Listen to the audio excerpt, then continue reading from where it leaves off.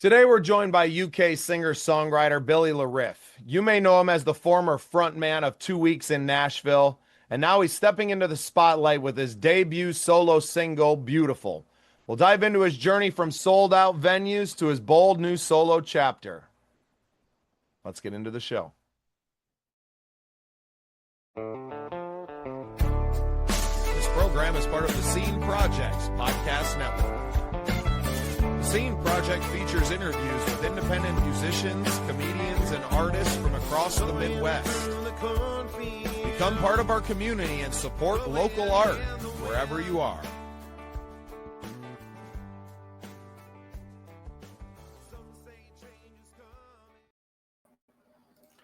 Well, welcome into another exciting episode of The Scene. I'm your host, Bubba Startz, and with me today is Billy LeRiff. Welcome to the show, Billy. Hello there. Thank you so much for having me. I gotta know, is LeRiff a stage name or were you born with it? No, that is a stage name, unfortunately. I was gonna say, if it wasn't, you were born to do exactly what you were doing anyway. Yeah, I had to live up to my name. If not. That's awesome, man. Well, I know you're all the way. Good afternoon to you. We work with one of our producers is out in the UK, who I'm going to connect you with as well. Our buddy Ross has the Freshest Sounds podcast. Shout out to him. And he would love to talk with you and get some of your music on there. But I want to give you an opportunity to kind of give us a little bit of your backstory, a little bit about 2 Weeks in Nashville, and then obviously talking about your new record that you got coming out, man. So the floor is yours. Let's hear the story of Billy LeRiff. Yeah, so I grew up in the sticks, the countryside in the UK, just south of London, and my musical journey started from a very young age. My family were all kind of very musical. My grandparents used to sing in choirs and all sorts growing up, and I suppose it rubbed off onto me and my siblings, my brother and sister, and all took a liking to performing and getting comfortable with kind of the stage, I suppose. Although we were just dancing around the kitchen in our house growing up, singing together, and then from there it kind of really grew into this like burning passion. So I started on drums at school from like the age of like 6, I think, and then progressed to me starting a band at school and being the drummer of that band.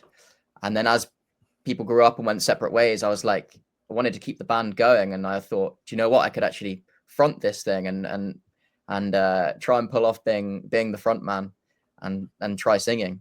So I started doing that from the age of 10, and then I was like, I need to accompany myself, so I learned guitar, and it just went from there, and it just really snowballed. And there was a period when I was doing some kind of more higher level like exams at school, and I didn't give them any time of day and just focused on my music.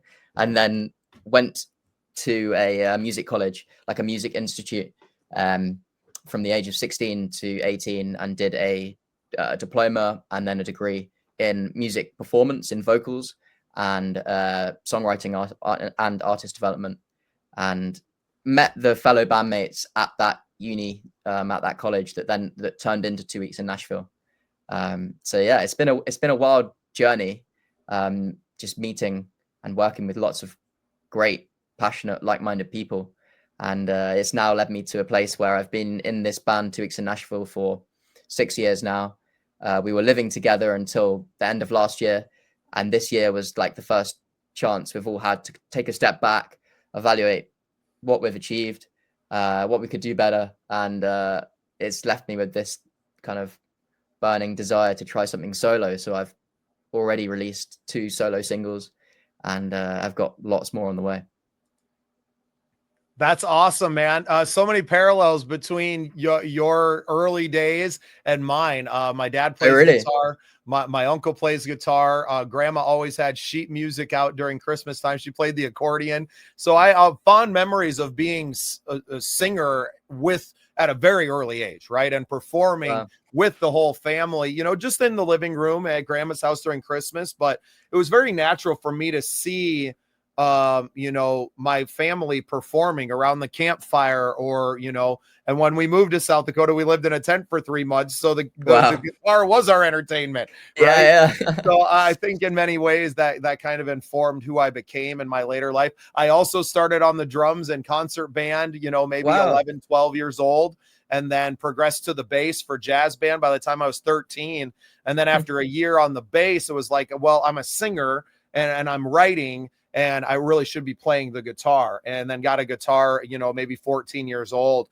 And then it was kind of over from there. And not that I Yeah. haven't played and dabbled in other instruments, that it was just, no, this is what I do. And I've always just kind of been a busking performer, and then graduating into booking gigs and doing all of those things. Never had a formal education in it, which I'm starting to realize now as I interview more people that have been to music school, that it is the learning of the craft, whether you're in performance or production, but it's a networking opportunity to be with other like-minded individuals that want to do music as a career. And that might be the most important part of going to a school like that and having that time in that is the network. Would you agree with that statement, or am I a little off base there?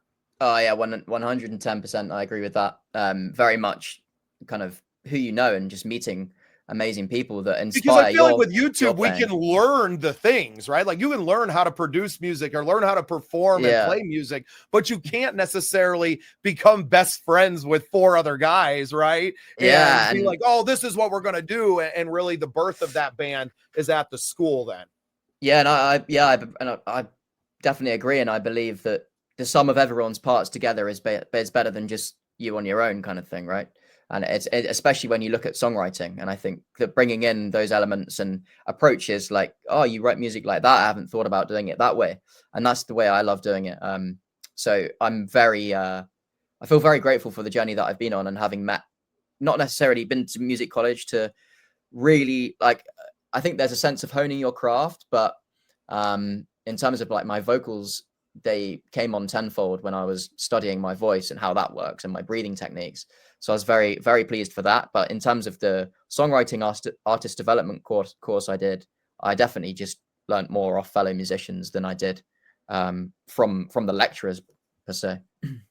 Well, and then how good it is for your mental health to be surrounded by other people that are doing the same things that you want to do, rather than living as we all do as musicians and songwriters with people who don't play or have that passion for performing, that just don't understand it. And I think it tends to be a very negative space, that it's like, oh, well, you better get a real job, right? Or Yeah. you better do this. And you're always kind of getting a negative feedback. Oh, you're great, but what do you do, to make money, Yeah, where yeah. when you're surrounded by those people and you're all being exposed to the industry, that you're seeing the ways that there are to make money in the music industry and in entertainment, besides just performing. Oh yeah, no, I agree. And it was very much like when I was in those 3 years studying music, I was doing so much more outside of the college, going to watch my friends playing shows, like kind of being an understudy to various producers, and just really like trying to get my hands dirty and learn on the job, so that I was ready to kind of spread my wings when leaving. So traveling back and forth from the UK to the States, to Nashville to actually perform, that's a different beast all on its own. Did you Yeah. guys have the name before starting to make the travels, or did the name evolve from the 2 weeks that you were spending in Nashville? No, the name evolved from spending 2 weeks there. We went as a different band, and we were in and out of some amazing studios, meeting some great people. We came and it just opened our eyes to America, and the scale of the country is just incredible. And we were blown away by it, and everyone was so friendly, and it felt like this real positive energy that we hadn't had for a long time in the UK. And sorry. That we hadn't had for a long time in the UK, and so it just we couldn't be the same band and couldn't continue on as the same as before. So we had to change the name, and we put our heads around the table. And I think it was the bassist's sister at the time that threw the name into the pile of being like, she was like, "How long were you in Nashville for?" We were like 2 weeks, and she was like, there you go, 2 weeks in Nashville. And then 2 months later, we realized that it abbreviates to twin. So that was perfect, the TWIN. Awesome.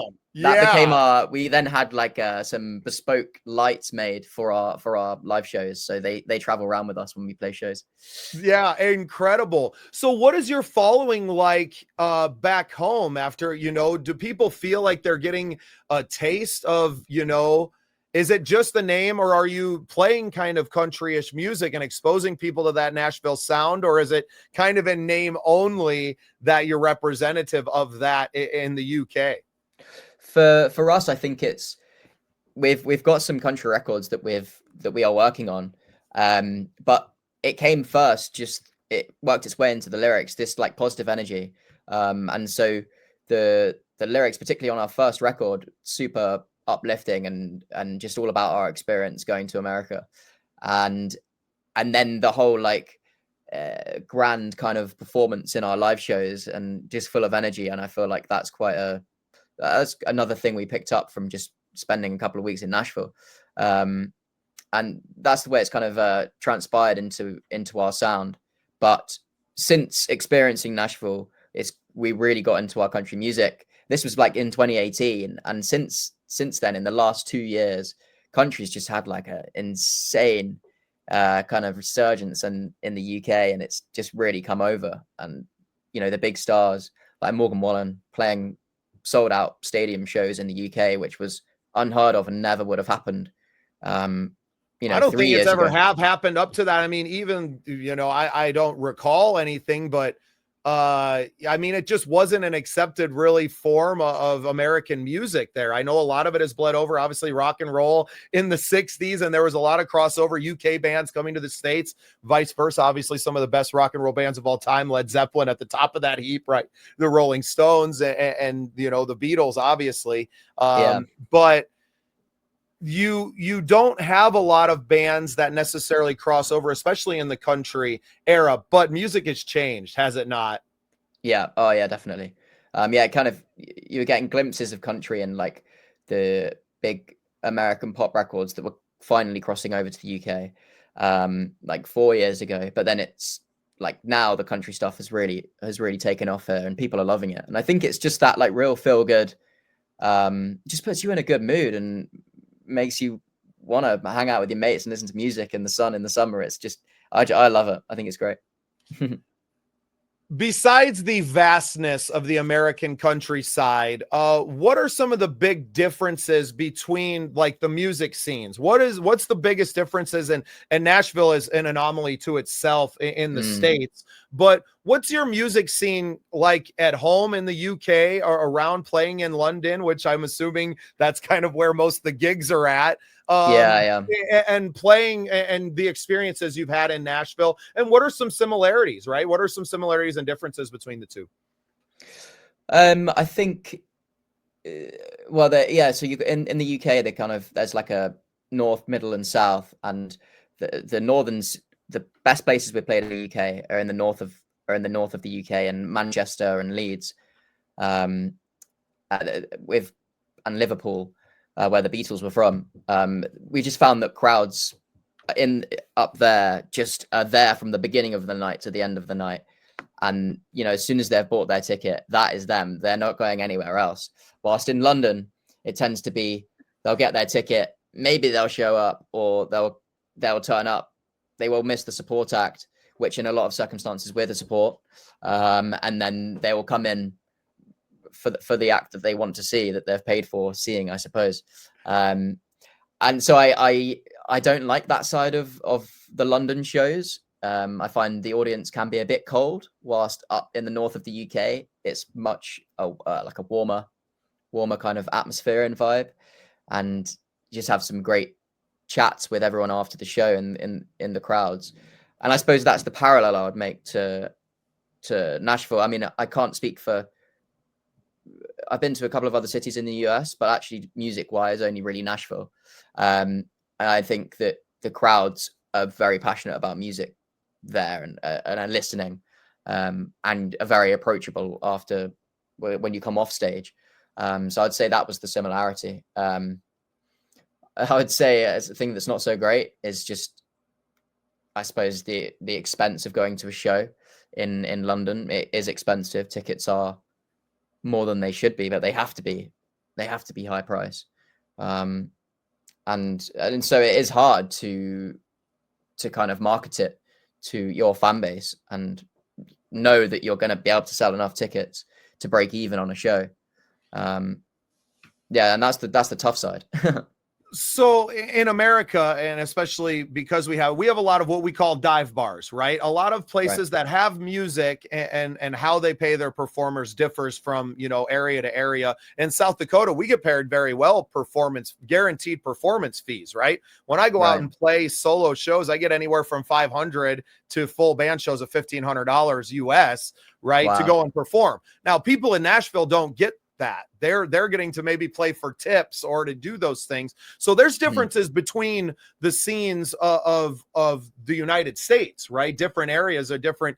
I play up in the Minneapolis area, and it's kind of half and half there, where it's like you can get a small guarantee and then a door, where in Nashville you're getting a straight door deal. You have to sell tickets to your shows, or if you're playing for free and they're not charging a cover, you're playing just for the tip jar at the end of the night. So there's a lot of differences between our music scenes in the States. What I'm hearing from you, though, is that the Northern, the Manchester, the Leeds crowds, it seems like they would be a lot more what we would call blue collar, right? That they are the workers and they are invested in that night. It's a considerable chunk of their income for the week to buy a concert ticket to come out. And when they come out, they're going to be a more raucous, rowdy crowd at that. And that's what we have out here in the Midwest. And I would consider Nashville to have much more of a Midwest flavor than even the South, right? The South, Atlanta, Miami, and some of these areas, Houston, right? And I feel like Nashville is really representative of Midwest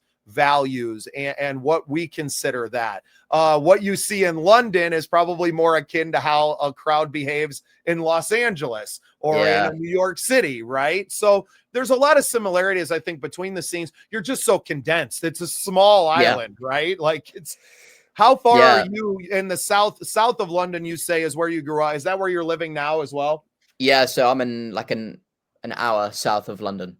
So how long does pretty it close. take you then to get up to like Manchester or some of these other gigs? That's about a 5-hour drive to get to Manchester. Okay, that's how far I drove yesterday to get home from the other side of South Dakota. Wow, see, it's just insane. Like that for us is like we're not doing that. We're not doing that often. Yeah, you did. That is amazing. Like we would like I need a holiday after doing that. But you guys just do that in your sleep. It's just easy. Well, yeah, hopefully I'm not sleeping, right? And I honestly, I drove out on Sunday. I drove out there Sunday, drove home on Monday, and put a ton of miles on. For me to get to a town of a couple 100,000 people, Billy, it takes me an hour and a half to get there. Right. I live in a town of 1,000 people. When I say the sticks and the countryside, we are out here. It's nothing but cornfields to the next town. And the next town's only a few hundred. And the next town over is maybe 10, 15,000. Right. Like that's where the Walmart is, and, so there's a lot of space out here.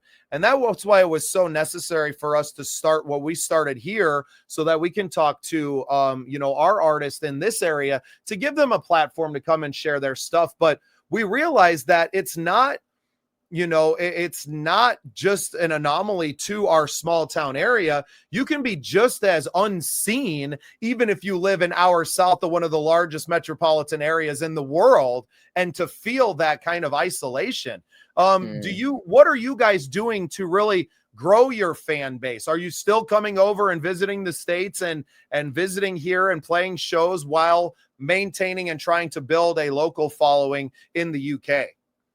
No, we haven't really been back to Nashville music wise since 2019, actually. So it's been a while. So we recorded 2 albums over various periods, over various trips in 2018, 2019. And then we've just been gigging the UK circuit. We've done a couple of European shows, but very much just UK festivals, trying to grow our local and like country following from where we are. So and social media is really where we're going more instead of playing live shows this year, particularly. Well, there's just less expense involved, right? Yeah. You can grow a fan base from our social media platforms. And obviously we know a lot. Our channel just passed 1,000 uploads and a 250,000 views on YouTube, really since the month of March that's happened for us. But it's just been purely in volume. Right. We put out 5 to 10 episodes a week on our network, and we're driving all of that into one YouTube page. So we're capitalizing on a lot of people and a lot of activity to get those kind of numbers. It's hard for a band to drive that kind of viewership just on their own. There's only so much content to make around one song or one album or one thing. Have you guys ever considered, obviously you're appearing on this podcast, but having a podcast of your own to try and develop and deliver more content to your existing fan base and using that to drive new listeners and viewers? Yeah, podcast is a very good idea to do. We've definitely thought about that. I think I might start one solo, and maybe with another musician in the industry, and start interviewing like-minded musicians that we've met along our journey. I think it's when you're ready to do that, Billy, we'd like to help you as much as we can. I said, my buddy Ross, Freshest Sounds podcast, he'd love to have you on his, but we're always looking to grow that base. I would love to have more of a foothold with the scene projects over there in the UK, and then expanding into Europe and continue growing our brand. We kind of are becoming a force inside of the entire Midwestern region, because there's just not enough people that are willing to put their time into supporting the other people inside of the scene. So you can always use more of it. I think you'd be a great host. You got the gift of gab. You're very well, educated in music, but in life experience. I mean, there's not a lot of people, I would say, even especially fewer in the music business out there that have been to the States and have experienced a huge music industry hub like Nashville, and have toured around even in your area. You think that's fair to say? Yeah, thank you very much. Yeah, I appreciate the kind words, and I definitely love these types of conversations, and there's always something to learn and something new to discover. So yeah, I definitely need to push that forward. I'll definitely be speaking to you about that.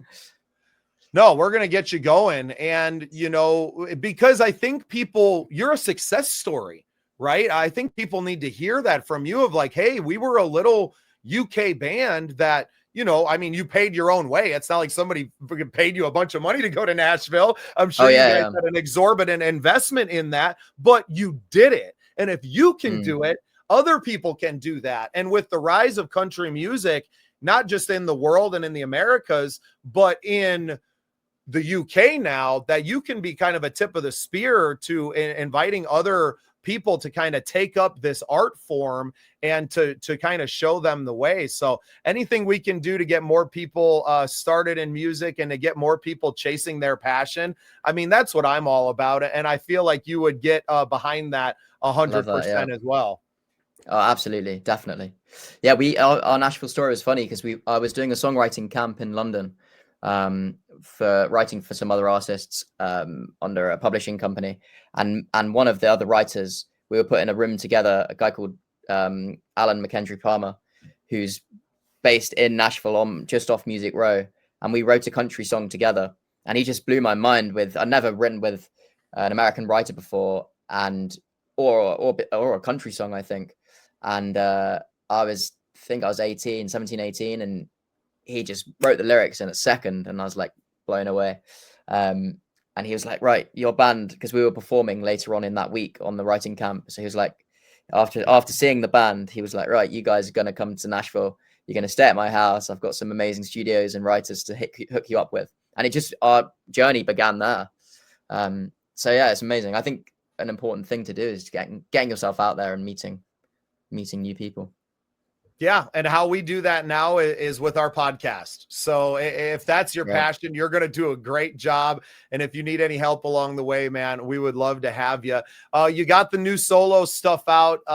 Let's talk about that. What is it? Is it kind of country-ish music, or what's the sound? Yeah, I wouldn't say it's country, the solo stuff. It's I've got a real love for pop music in general, and I think I've over the last few years writing for other pop artists. I just wanted to kind of scratch that itch myself and have my own voice on some pop records. And so, yeah, this kind of blends my love of artists in that indie pop world. And so I'm a guitarist when I write music, but in these tracks, I'm kind of turning these guitars into synths, and trying to do as much of it as I can myself. I've been co-producing it with a producer from Hungary who's a hip hop producer, and he's kind of really put like the finishing touches and the ice on the cake, so to speak, on these songs. So it's been a fun project to do. Yeah, and talk about the differences between working with your band, which I feel like you kind of came up doing that, right? That was the early part of your career, coming up, creating music with other people. How is it different now, having kind of all the onus on you to create the whole thing, right? Yeah, it's funny having kind of the buck stops with me. Like if something isn't going as I want it to, then it all lies with me. And it's been funny playing shows on my own, because I'm the only one to blame if something goes wrong. But I quite like the pressure, and I quite enjoy the quick in and out setups. It's cheaper to run, and you don't have 3 other opinions or more than that from times on various parts or the songs themselves. So I'm enjoying that kind of freedom. Yeah, well, and there's a lot more of that freedom, but also there's a lot more of the pressure that you kind of talked about too, right? Where it's like, it's all on me. If it sucks, it's my fault. I can't look at the bass player, and turn around and be like, you did that, right? And I've played all these roles in different bands over the years too, where it's like, oh no, I was the problem. But a lot of what I do is solo shows, and even when I throw the band together, it's not necessarily a set list of the band members. The band members is this massive pool of musicians that have been in my life for the last 2 decades. That I kind of am like, hey, are you available? Well, come on, nice. I got these couple of shows, or I have this one-off show. And it's just kind of, it's worked easier for me. But I'm always jealous of people that have been able to kind of have that band relationship. It gets harder. And especially as you get older, I'm 39. I have a family and a wife of my own. And once you're in that band together, now you're kind of married to their wives and kids and their situations, and just gets really hard to book, especially when you talk about the travel necessary to play out here, right? I kind of reference me being in the middle of the nowhere. There's not players in my town, right? I am one of a few musicians, period. I'm one of the only working musicians here. And so everyone has to travel just, over a half an hour just to get to a rehearsal, right? And then everybody has to travel hours to get to gigs. And it just became more hassle than it was ever worth. And even though you're getting paid a lot more than some people would, our expenses just in fuel to get there, pulling the trailer and everything, got to be more. So I've come to appreciate the solo shows a lot more, and the connection that I'm able to have with people in that too, because it's just me. I don't have anyone else to talk to, so I have to be engaging with the crowd. Yeah, and do you run like tracks for your solo shows? Nope. I just me and an acoustic guitar. I don't do any kind of tracks or anything like that. No backing stuff, and it's just how, and like I said, those early days of playing around the campfires, right? Because not only did I experience that with my dad playing around the campfire as a small child while we were living in a tent for 3 months while we built our house in the middle of the woods, right? But it was after that. It was parties. We didn't necessarily have a lot of house parties. We had outdoor bonfire parties. And that was the entertainment. You don't want to kill the truck battery when you're 30 minutes out in the middle of the woods, right? So you're like, hey, who's got the guitars? And that's just a very Midwestern kind of country boy thing that I was very blessed to grow up into, and to have that confidence, because I took that to the streets of Venice Beach, where I was busking and making several $100s a day doing it, because I had the experience out there. I knew that I had to be louder, and I had to be engaging with people, and I couldn't just sit there and be singer-songwriter on a park bench. No, I'm here. This is the show. I don't care that I'm on the street with 1,000 other vendors and there's 1 million people tolling up and down the beach. That does not matter to me. This is my corner of the world, and I am going to make it you know, everything that I can make it. And if that means playing my guitar and singing at the top of my lungs, well, then that's what I'm going to do. Yeah. So that's awesome. Yeah. I love that. It was a cool time of my life, man. And I've turned that into a 25-year, you know, music career at this point. And now getting to turn it around and support other musicians around the world now has been so awesome. So I want to thank you for taking some time with me today, Billy. It was a pleasure to meet you. Go ahead and plug everything one more time. Let us know where people can find your stuff, and I'll let you get out of here. Thank you very much for having me. It's been an absolute pleasure. Yeah, so I'm Billy LeRiff. You can find my music on Spotify, Apple Music, just Billy LeRiff, and on Instagram, follow me there, and TikTok for my updates and posts about my music. Awesome. Well, Billy, thanks for taking some time today, and thanks for being part of the scene. Thank you so much. Yeah, speak soon. Take care.